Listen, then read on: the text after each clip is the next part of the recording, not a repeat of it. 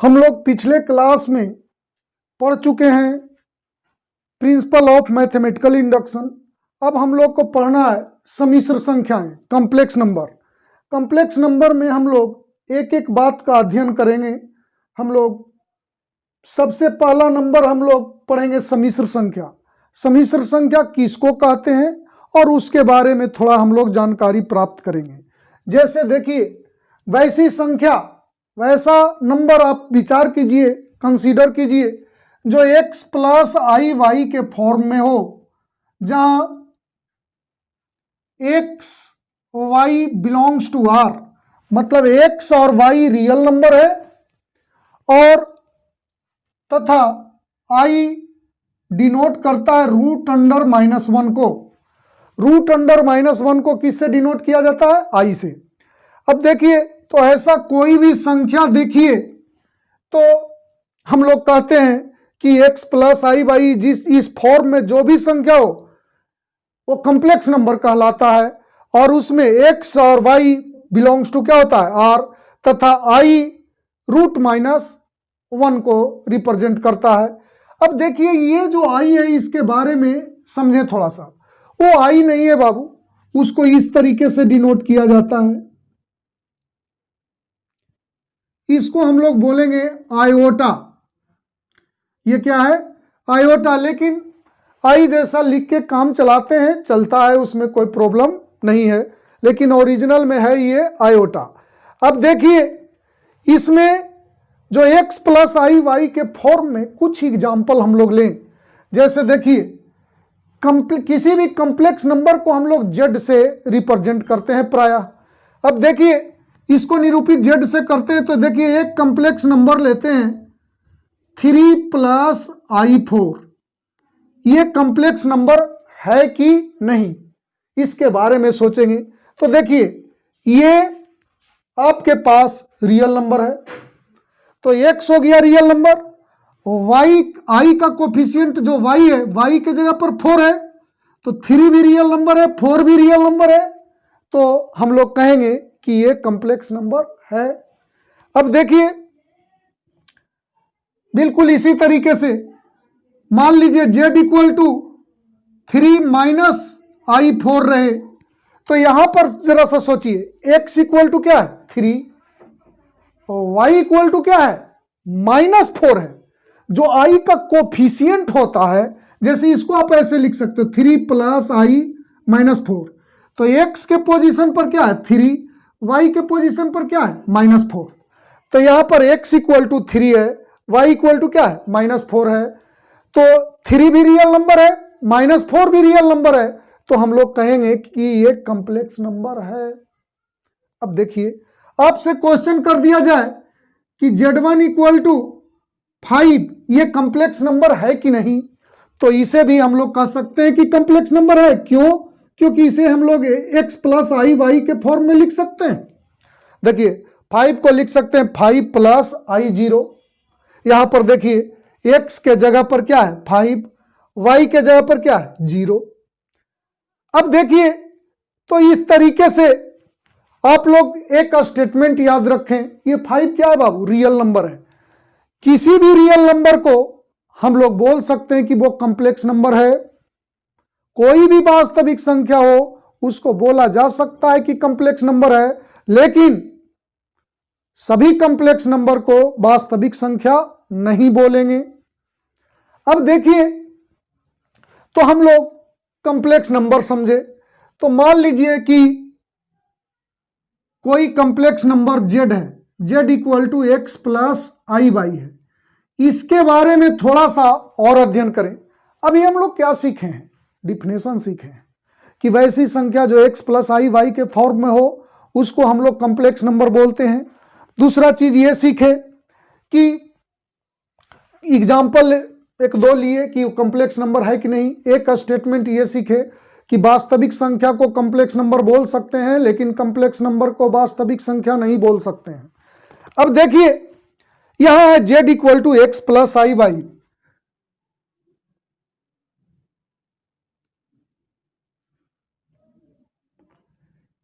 किसी भी complex number का दो पार्ट होता है, दो भाग होता है। एक आपको x है और दूसरा y है। x को कहते हैं रियल पार्ट, y को कहते हैं इमेजिनरी पार्ट। तो किसी कॉम्प्लेक्स नंबर का रियल पार्ट निकालना है तो उसको जो इस x के पोजीशन पर देखिएगा वो रियल पार्ट हो जाएगा। तो इस कॉम्प्लेक्स नंबर का रियल पार्ट क्या है? x, और इस कॉम्प्लेक्स नंबर का इमेजिनरी पार्ट y। जो इमेजिनरी पार्ट निकालते हैं बाबू वो कुछ नहीं, i का कोफिशिएंट निकालते हैं। i का जो गुणांक होता है वही आपको इमेजिनरी पार्ट होता है। अब देखिए, इसको z1 मान लेते हैं, इसको z2 है, इसको z3। अब देखिएगा, रियल पार्ट ऑफ z1, इसमें रियल पार्ट क्या है? x के जगह पर कितना बाबू? 3, तो इसका रियल पार्ट क्या होगा? 3। y के जगह पर क्या है? 4, तो इसका इमेजिनरी पार्ट क्या होगा? इमेजिनरी पार्ट को हम लोग लिखते हैं im और कोष्ट में लिखते हैं z। तो इमेजिनरी पार्ट y होता है, तो y के जगह पर कितना है? 4, तो यहां 4 हो गया। अगर z2 का रियल पार्ट निकालेंगे तो क्या आएगा? 3, और इमेजिनरी पार्ट क्या होगा? -4 होगा, क्योंकि i का कोफिशिएंट क्या है? -4 है। इसको मैं आप लोग को रियल पार्ट कहेगा तो क्या होगा? 5, इमेजिनरी पार्ट 0। अब एक कॉम्प्लेक्स नंबर और ले लीजिए, z4 = i7, तो इसे हम लोग लिख सकते हैं 0 + i7। तो देखिए इसका रियल पार्ट क्या होगा? Real part of z4 imaginary part of z4, तो इसका क्या होगा? रियल पार्ट होगा 0 और इमेजिनरी पार्ट होगा 7। x के जगह पर देखिए 0 है और y के जगह पर 7 है।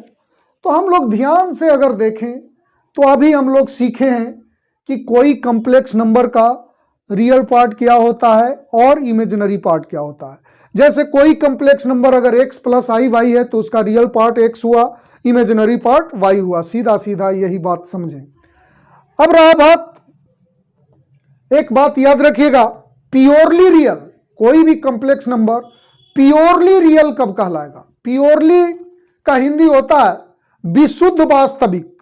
विशुद्ध वास्तविक संख्या क्या होगा? और कोई कॉम्प्लेक्स नंबर कब विशुद्ध काल्पनिक होगा, इसके बारे में जाने तो सबसे पहले हम लोग समझेंगे प्योरली रियल नंबर। जैसे कोई complex number z = x + i y है, अगर उसका रियल पार्ट 0 हो तो वो प्योरली इमेजिनरी कहलाता है। जिस कॉम्प्लेक्स नंबर का रियल पार्ट 0 हो वो प्योरली इमेजिनरी कहलाता है। जैसे देखिए यहां पर z4 को देखिए, i7 है तो इसको लिख सकते हैं 0 + i7, तो इसका रियल पार्ट क्या है? 0। रियल पार्ट क्या है? 0। तो देखिए एकदम प्योरली इमेजिनरी है, इसको मैं रियल पार्ट है ही नहीं तो इसको क्या बोलेंगे? Purely imaginary.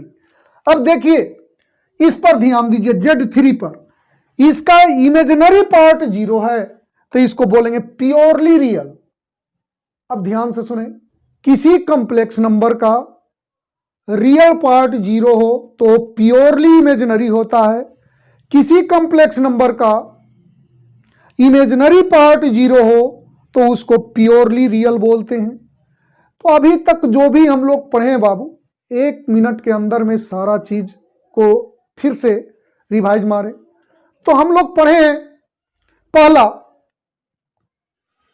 कॉम्प्लेक्स नंबर का डिफिनेशन। क्या पढ़े हैं?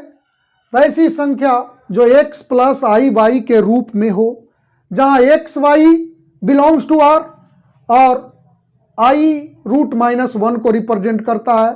तो इस फॉर्म में जो संख्या होता है उसको हम लोग कॉम्प्लेक्स नंबर बोलते हैं। दूसरा नंबर बात पढ़े कि ये आयोटा है, आई नहीं है, क्या है? आयोटा है, जिसको रिप्रेजेंट करने के लिए आप लोग को बतलाए कि इस तरीके से होता है। अब देखिए हम लोग पढ़े कि किसी कॉम्प्लेक्स नंबर का रियल पार्ट क्या होता है? x होता है। किसी कॉम्प्लेक्स नंबर का इमेजिनरी पार्ट क्या होता है? तो i का कोफिशिएंट जो y होता है, y सिर्फ होता है, वो आपको इमेजिनरी पार्ट होता है। अगला बात ये पढ़े हम लोग कि कोई कॉम्प्लेक्स नंबर है उसका रियल पार्ट 0 है तो प्योरली इमेजिनरी होता है। रियल पार्ट 0 है तो प्योरली इमेजिनरी होता है। अगर कॉम्प्लेक्स किसी कंप्लेक्स नंबर का इमेजिनरी पार्ट 0 हो तो वो प्योरली रियल होता है। तो हम लोगों ने इतना पढ़ा। अब हम लोग पढ़ेंगे एक बात और, equality of two order pairs, गलत शब्द बोला गया बाबू, equality of two complex number, मतलब दो कॉम्प्लेक्स नंबर के समानता पर विचार करेंगे कि वो समान है कि नहीं। इसे ध्यान दीजिएगा।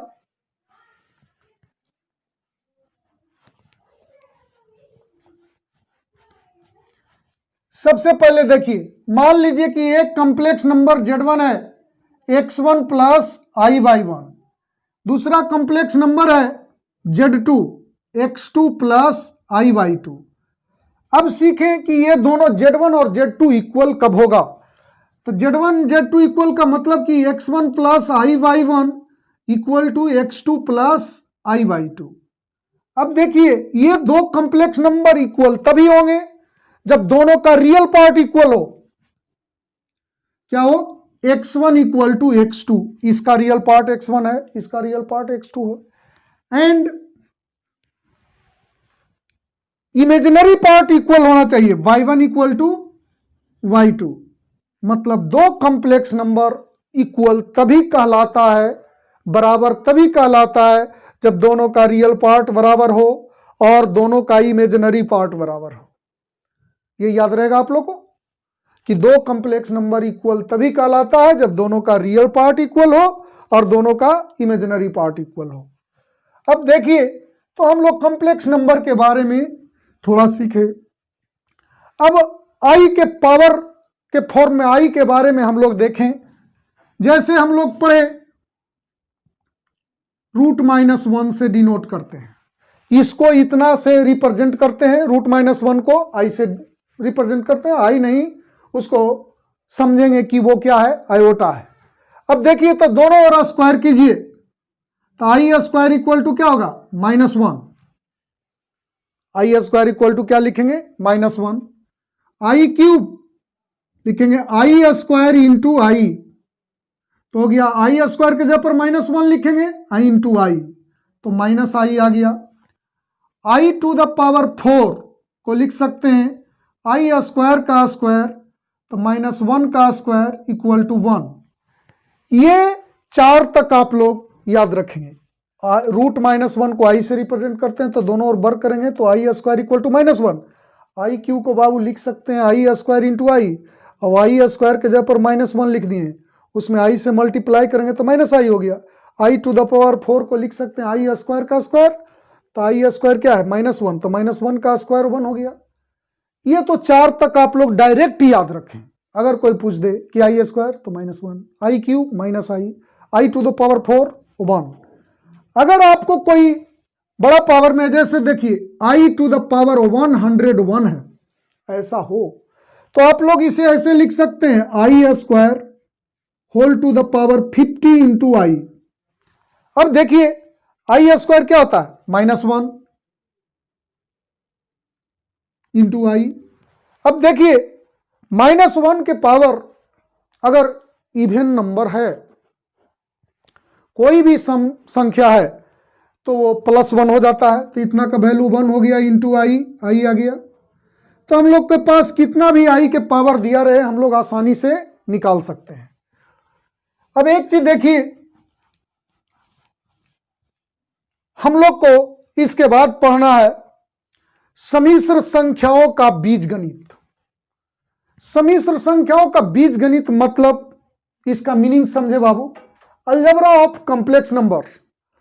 इसका मीनिंग कि आप कोई दो कॉम्प्लेक्स नंबर है, उसको ऐड कैसे करेंगे, सबट्रैक्ट कैसे करेंगे, मल्टीप्लाई कैसे करेंगे, डिवाइड कैसे करेंगे, मतलब जोड़ेंगे कैसे, घटाएंगे कैसे, गुना कैसे करेंगे और भाग कैसे करेंगे, इसके बारे में हम लोग सीखेंगे।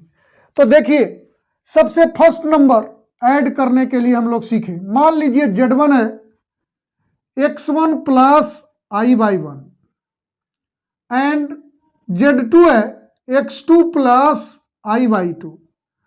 ये दोनों को ऐड करना है बाबू, तो बहुत आसान काम है। x1 plus i/1 plus x2 plus i/2। इसमें करना ये है कि दोनों को रियल पार्ट को एक जगह कर दीजिए। तो x1 प्लस x2, इसमें से i कॉमन ले लीजिए तो y1 प्लस y2। अब देखिए तो कुछ विशेष किया नहीं गया, इसको और इसको ऐड किया गया, फिर ये दोनों में से i को बाहर करके ये दोनों को कॉमन ले करके i कॉमन लिए तो y1 प्लस y2 हो गया। यही इसका क्या हो गया, ये z1 प्लस z2 है बाबू, z1 इतना है और z2 इतना है, तो z1 प्लस z2 हमारे पास इतना आ गया। हम लोग दोनों को क्या किए, जोड़ लिए। अब देखिए जोड़ने के बाद थोड़ा सा इस पर विचार कीजिए, ये x1 क्या है, real number, y1 real, x2 real, y2 real, तो ये दोनों को ऐड करेंगे तो एक रियल नंबर तैयार होगा। दोनों को ऐड करेंगे तो क्या तैयार होगा, एक रियल नंबर तैयार होगा, ये भी एक रियल नंबर तैयार होगा। तो मान लो कि x1 प्लस x2, थोड़ा देर के लिए कल्पना करो कि x1 प्लस x2 को ऐड करते हैं तो a आता है, y1 प्लस y2 को ऐड करते हैं तो b आता है। तो देखो तो ये प्लस आई बी के फॉर्म में आ गया। तो आप लोगों ने देखा है, आप लोग पढ़े हैं कि कोई जो नंबर है x प्लस आई वाई के फॉर्म में है तो वो कॉम्प्लेक्स नंबर होता है, जहां a और b, x और y वास्तविक संख्या रहता है, i इक्वल टू √-1। तो देखिए बिल्कुल a प्लस आई बी, इतना को a मान लिया इतना को b, तो ये x प्लस आई वाई के फॉर्म में हुआ और a और b दोनों वास्तविक संख्या है, i √-1 है। तो z1 प्लस z2 किए जो एक रिजल्ट जो इतना आया वो एक कॉम्प्लेक्स नंबर आया। तो हम लोग क्या पढ़े ये कि दो कॉम्प्लेक्स नंबर को कैसे ऐड कर सकते हैं। तो इस तरीके से बिल्कुल x1 और x2 को ऐड किए और फिर i कॉमन ले लिए तो y1 प्लस y2 आ गया। तो एक रिजल्ट ये निकला कि दो कॉम्प्लेक्स नंबर को अगर हम लोग ऐड करते हैं तो वो एक कॉम्प्लेक्स नंबर ही प्राप्त होता है। तो ये दो गो कॉम्प्लेक्स नंबर था, ये दोनों को जोड़े तो जो रिजल्ट आया एक कॉम्प्लेक्स नंबर आया। घटाने में कोई दिक्कत वाली बात नहीं, बिल्कुल सेम बाबू, यहां माइनस कर दीजिए और घटाइए। तो घटाने में इसको माइनस से पहले मल्टीप्लाई कीजिए, एकदम नॉर्मल घटा दीजिए, x2 माइनस आई बाई 2। अब एक कॉमन लीजिए तो x1 माइनस x2 प्लस आई कॉमन ले लीजिए, ये दोनों को एक जगह कर दीजिए, इसमें से आई कॉमन लीजिए तो y1 माइनस y2। तो ये जो आया ये भी एक कॉम्प्लेक्स नंबर आ गया, क्योंकि रियल नंबर और रियल नंबर को घटाइएगा एक रियल नंबर आ जाएगा, ये भी एक रियल नंबर आएगा। यानी कि दो कॉम्प्लेक्स नंबर का अंतर भी एक कॉम्प्लेक्स नंबर आता है। अब देखिए तो हम लोग जोड़ने के लिए और घटाने के लिए सीखे, अब हम लोग गुणा करने के लिए सीखेंगे। z1 इंटू z2, तो x1 plus i y 1 into x2 plus i Y 2। अब देखिएगा बाबू अच्छे से समझेंगे, गुना जो करने में बात है, जोड़ना तो बहुत आसान था, गुना करना कोई टेढ़ा काम नहीं है। जैसे आप लोग नॉर्मल गुना सीखे हैं बिल्कुल गुना उसी तरीके से कर दें। तो इससे इसमें मल्टीप्लाई करते हैं तो क्या होगा, x1 x2, फिर इससे इसमें करेंगे प्लस आई x1 y2, इससे इसमें कीजिए आई x2 y1, इससे इसमें कीजिए तो आई स्क्वायर y1 y2, ऐसा हुआ। अब देखिए x1 x2, ये दोनों में से आई कॉमन ले लीजिए तो x1 y2 plus x2 y1, और आई स्क्वायर क्या होता है, -1, तो y1 माइनस y2। ये दोनों को कलेक्ट कीजिए एक जगह, x1 x2 minus y1 y2 plus आई x1 y2 plus x2 y1। यही आपको ये दोनों कॉम्प्लेक्स नंबर का मल्टीप्लिकेशन हुआ। तो गुना तो आप लोग आराम से कर सकते हैं, लेकिन इस गुना पर थोड़ा सा डिस्कस कीजिए। ये बाबू रियल नंबर, ये भी रियल नंबर, तो इसको कैलकुलेट कीजिएगा तो एक संख्या आ जाएगा। जब आपके सामने एक कोई रियल नंबर आपको रहेगा, ये भी कोई रियल नंबर रहेगा, तो इसको कैलकुलेट कीजिएगा तो एक संख्या आ जाएगा, इसको कैलकुलेट कीजिएगा तो एक संख्या आएगा, वो संख्या रियल नंबर आएगा। तो ये x प्लस आई वाई के फॉर्म में है, तो हम लोग जिस तरीके से सीखे थे कि दो कॉम्प्लेक्स नंबर को जोड़ते हैं तो रिजल्ट कॉम्प्लेक्स नंबर आता है, आप लोगों ने देखा। दो कॉम्प्लेक्स नंबर को घटाए तो रिजल्ट एक कॉम्प्लेक्स नंबर आया, उसी तरीके से दो कॉम्प्लेक्स नंबर को गुना किए तो रिजल्ट एक कॉम्प्लेक्स नंबर आया। अब आगे देखिए, Z1 Z2 कीजिए, डिवाइड करने के लिए सीखिए। Z1 Z2 तो x1 plus i/1 by x2 plus i/2। एक बात ध्यान रखें, डिवाइड करें तो ये जो Z2 है, Z2 कभी जीरो नहीं होना चाहिए। जीरो नहीं होने का मतलब इसका मान, Z2 का मान 0 प्लस i 0 नहीं होना चाहिए। क्यों नहीं होना चाहिए? 0 प्लस i 0 का मतलब 0 हुआ, तो कोई चीज भी 0 से भाग आपका परिभाषित नहीं होता, ये आप लोग पहले से जानते हैं। तो ये Z2 नॉट इक्वल टू 0 होना चाहिए। अब देखिए, अब डिवाइड किया जा सकता है। जब डिवाइड करेंगे तो देखिए, x1 plus i/1 x2 minus i/2 x2 plus i/2 x2 minus i/2। देखिए कुछ नहीं किया गया बाबू, इतना से ऊपर नीचे मल्टीप्लाई कर दिए हैं, कैंसल होकर के बात सेम रह जाएगा। अब देखिए, जब इतना से मल्टीप्लाई कर देते हैं, मतलब यहां प्लस है तो माइनस से आप मल्टीप्लाई करेंगे। वो बाद में बतलाएंगे कि इतना के लिए ये क्या कहलाता है, ये अभी तत्काल में बात करेंगे। इधर आएंगे तो सीधे सीधे इस जगह सीखिए कि इस जगह प्लस हो तो इस जगह माइनस कर करके ऊपर नीचे मल्टीप्लाई करते हैं। तो बिल्कुल अभी दो कॉम्प्लेक्स नंबर को मल्टीप्लाई करने के लिए सीखे हैं, तो मल्टीप्लाई कर दीजिए। तो ये क्या हो जाएगा, x1 x2, इसमें मल्टीप्लाई करेंगे तो क्या होगा, माइनस i x1 y2, इसमें मल्टीप्लाई करो तो क्या होगा, i x2 y1 minus i square y1 y2। और नीचे देखिए, a plus b into a minus b, a square minus b square. तो x1 x2 प्लस, इसको कॉमन लेते हैं ये दोनों में से i, तो i ये पहले लिखते हैं ये बाद में, तो x2 y1 minus x1 y2, i square क्या होता है -1, तो माइनस माइनस प्लस हो जाएगा y1 y2। अब देखिए ये हो गया x2 का स्क्वायर और minus i square y2 square.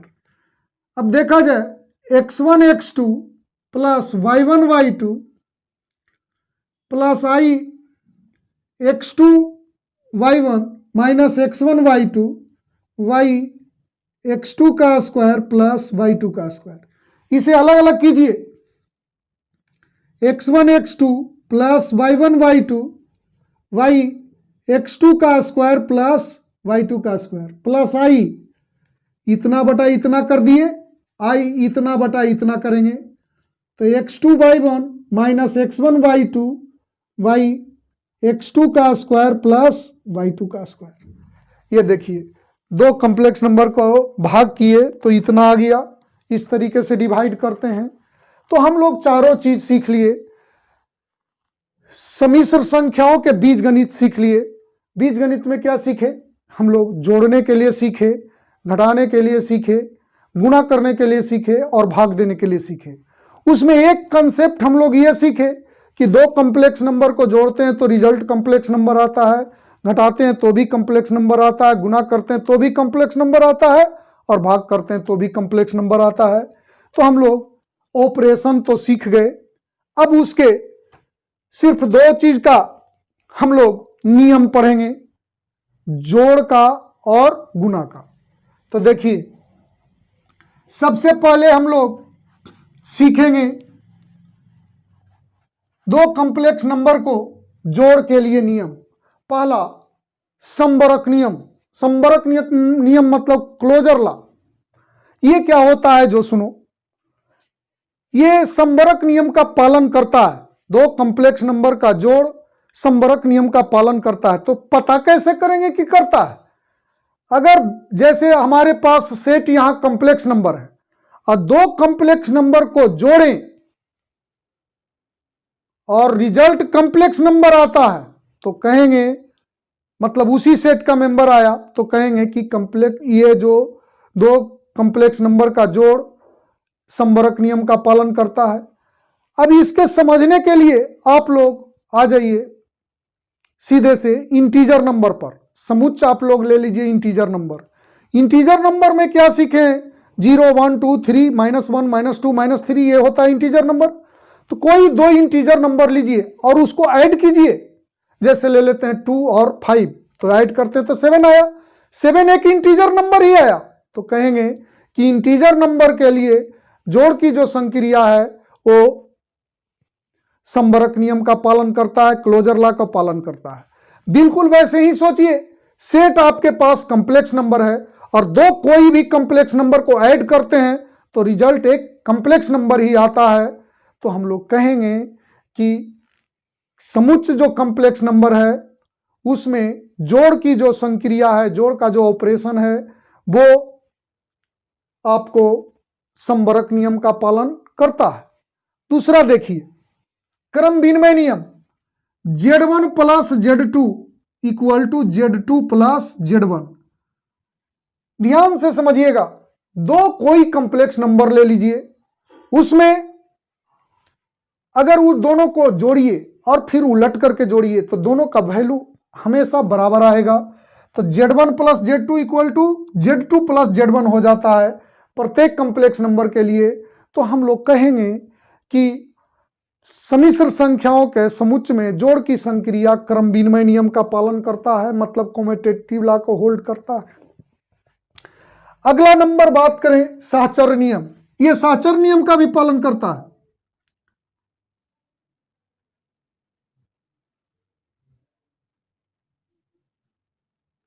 देखिए, तीन कॉम्प्लेक्स नंबर आप लोग के पास है, Z1 Z2 और Z3। तो इतना का वैल्यू निकालिएगा और इतना का वैल्यू निकालिएगा, दोनों को हमेशा वैल्यू बराबर आएगा। तो हम लोग कहेंगे कि ये जो जोड़ की संक्रिया है वो साहचर्य नियम का भी पालन करता है। इसके बाद सीखें बाबू, एग्जिस्टेंस ऑफ आइडेंटिटी एलिमेंट, मतलब तत्समक अवयव का अस्तित्व। ध्यान से समझिएगा, अभी आप लोग को कॉम्प्लेक्स नंबर के जगह पर मैं इंटीजर नंबर पर समझाता हूं कि तत्समक अवयव क्या होता है। इंटीजर नंबर मतलब पूर्णांक संख्या। पूर्णांक संख्या आप लोग पढ़े हैं 0 1 2 3 4 -1 -2 -3 -4। इस समुच्च आपके पास है इंटीजर नंबर और संक्रिया है प्लस। तो आप ऐसा एक एलिमेंट खोजें, ऐसा एक अवयव खोजें पूरे पूर्णांक संख्याओं के समुच्च में जो किसी में ऐड करें तो वही आ जाए। जैसे तो वो संख्या देखिए, मान लीजिए 5 में 0 को ऐड कीजिए तो 5 आ गया, 7 में 0 को ऐड कीजिए तो 7 आ गया, 8 में 0 को ऐड कीजिए तो 8 आ जाएगा। 0 एक ऐसा एलिमेंट मिल रहा है कि किसी में ऐड करते तो वही आ जाता है, इसको उलट करके भी जोड़ने पर वही आना चाहिए। जैसे 5 प्लस 0 5 आया तो 0 प्लस 5 भी 5 आना चाहिए, 0 प्लस 7 भी 7 आना चाहिए। तो पूरे समुच्च में आपने पूर्णांक संख्याओं के समुच्च में 0 एक ऐसा एलिमेंट देखे कि किसी में जोड़ते हैं तो जिसमें जोड़ते हैं उसी के बराबर आ जाता है, यानी 0 यहां पर तत्समक अवयव हुआ। बिल्कुल इसी तरीके से सोचिए, कॉम्प्लेक्स नंबर में किसी कॉम्प्लेक्स नंबर में क्या जोड़ेंगे कि वही आ जाएगा। तो जैसे देखिए, मान लीजिए कि कोई complex number x1 plus i/1 है, इसको में 0 प्लस i0 जोड़िए, तो जोड़िएगा तो क्या होगा, ये रियल पार्ट को एक जगह करेंगे, x1 प्लस 0 i/1 प्लस 0, तो क्या आ गया x1 प्लस i/1। तो देखिए, इसको में इसको जोड़े तो इसी के बराबर आ गया, उलट के भी जोड़िएगा तो इसी के बराबर आएगा। तो कहेंगे कि ये जो एलिमेंट है सम्मिश्र संख्याओं के समुच्च में जोड़ की संक्रिया के लिए तत्समक अवयव है। तो तत्समक अवयव क्या हुआ, 0 प्लस i0 मतलब 0। इसको जीरो भी बोल सकते हो, चाहे जीरो प्लस आई जीरो बोल सकते हो। ये हुआ। अब देखिए एडिटिव इनवर्स सीखिए। एडिटिव इनवर्स क्या होता है? तो बिल्कुल अभी आप लोग को पूर्णांक संख्याओं के समुच्चय में जोड़ की संक्रिया के लिए तत्समक अवयव क्या बतलाए थे? जीरो। तो अभी पूर्णांक संख्या के समुच्चय में ही एडिटिव इनवर्स पर विचार कीजिए। तो एडिटिव इनवर्स निकलता कैसे है? मान लीजिए कि कोई एलिमेंट 7 है, तो 7 का एडिटिव इनवर्स क्या होगा? तो आप सोचो कि 7 में क्या ऐड करेंगे कि तत्समक अवयव आ जाएगा? तो 7 में -7 ऐड करेंगे तो तत्समक अवयव 0 आ जाता है। तो 7 का एडिटिव इनवर्स -7 हुआ। बिल्कुल आसानी से निकाल सकते हैं। इसी तरीके से पूछ दिया जाए -8 का एडिटिव इनवर्स क्या होगा? तो +8 होगा, क्योंकि -8 में +8 ऐड करोगे तो 0 आ जाएगा तत्समक अवयव। मतलब ऐसा ऐड करो कि तत्समक अवयव आ जाए। बिल्कुल इसी कंसेप्ट को सोचोगे आप कंप्लेक्स नंबर में। कोई complex number x plus i y है, उसको में क्या ऐड करोगे कि तत्समक अवयव 0 आ जाए? ये सोचो। तो मान लेते हैं कि z ऐड कर देते हैं तो तत्समक अवयव 0 आ जाता है। तो जैसे ही 0 आता है मतलब इसका एडिटिव इनवर्स ये होगा। तो इसको निकालने के लिए इसको उधर करो, तो z = 0 minus x plus i Y, यानी क्या गया? -x plus i Y. इसको मल्टीप्लाई करेंगे तो -x माइनस आई वाई। तो देखो किसी कंप्लेक्स नंबर, जैसे मान लो कि x plus i Y complex number है, इसका एडिटिव इनवर्स निकालना है तो कुछ ना करो, इसके आगे क्या लिख दो? -x plus i Y. तो पता चल जाएगा कि इसका एडिटिव इनवर्स क्या है। आसानी से निकाल सकते हैं। यही है जोड़ की संक्रिया के लिए प्रॉपर्टीज। बिल्कुल इसी तरीके से गुणा में देखो, संबरक नियम गुणा के लिए देखो, क्लोजर लॉ, उसमें दो कॉम्प्लेक्स नंबर को गुणा करोगे तो रिजल्ट कॉम्प्लेक्स नंबर ही आता है। इसलिए कहेंगे कि दो कॉम्प्लेक्स नंबर का जो गुणा की जो संक्रिया है वो संबरक नियम का पालन करता है। बिल्कुल क्रम विनिमय नियम देखो, Z1 इंटू Z2 और Z2 इंटू Z1 करोगे, ये दोनों का मान हमेशा बराबर आएगा। तो कहेंगे कि कॉम्प्लेक्स नंबर का जो गुणनफल है क्रम विनिमय नियम का पालन करता है। कॉम्प्लेक्स नंबर में जो गुणनफल का संक्रिया है वो क्रम विनिमय नियम का पालन करता है। बिल्कुल साचर नियम का भी पालन करता है। तो Z1 into Z2 into Z3, ये साचर नियम का भी पालन करता है। इसमें एग्जिस्टेंस ऑफ आइडेंटिटी एलिमेंट, तो गुणा में आइडेंटिटी एलिमेंट 1 होता है। कॉम्प्लेक्स नंबर के लिए 1 प्लस आई 0। किसी भी कॉम्प्लेक्स नंबर में इतना से मल्टीप्लाई करोगे तो जिसमें मल्टीप्लाई करोगे उसी के बराबर आ जाएगा। तो गुणा के लिए संक्रिया के लिए आइडेंटिटी एलिमेंट इतना बोलो या 1 बोलो, एक ही बात है।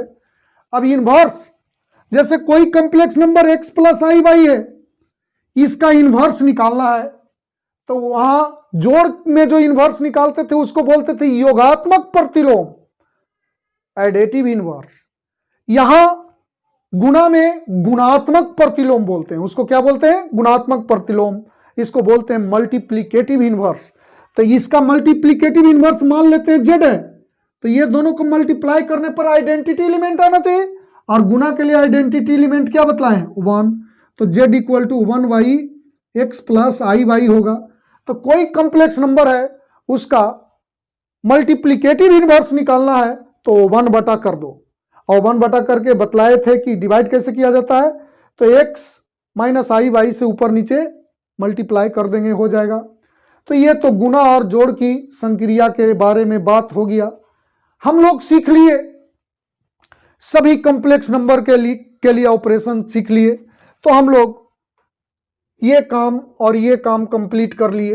अब तीसरा नंबर पर आइए, सम्मिश्र संख्या का मापांक। मान लीजिए कि z = x plus i y है, तो इसका मॉडुलस को हम लोग डिनोट इस तरीके से करते हैं, modulus of z। Modulus of z निकालते कैसे हैं?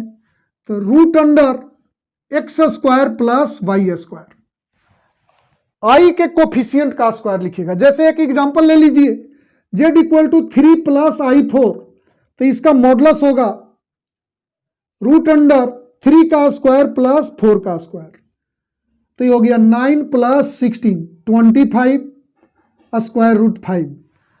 तो देखिए इस कॉम्प्लेक्स नंबर का मॉडुलस क्या आ गया 5। तो कुछ नहीं किया जाता बाबू, इसका रियल पार्ट कितना है 3, इसका इमेजिनरी पार्ट क्या है 4।